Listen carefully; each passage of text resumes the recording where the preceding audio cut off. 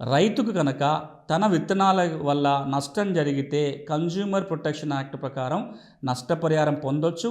అట్లా చాలా కేసులలో రైతాంగం 10,000 రూపాయల నుంచి 30 లక్షల రూపాయల వరకు కూడా నష్టపరిహారం పొందిన దాఖలాలు ఉన్నాయి. అలాంటి దృష్టాంతాలు, అలాంటి కేసులు ఉన్నాయి.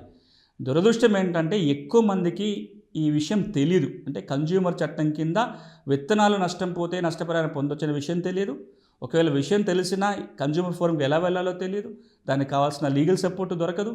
తీరా కన్జ్యూమర్ ఫోరం దాకా పోయిన తర్వాత ఆ విత్తనం వల్ల నష్టం జరిగిందని నిరూపణలో చాలా ఇబ్బందులు రైతాంగం ఎదుర్కొంటున్నారు.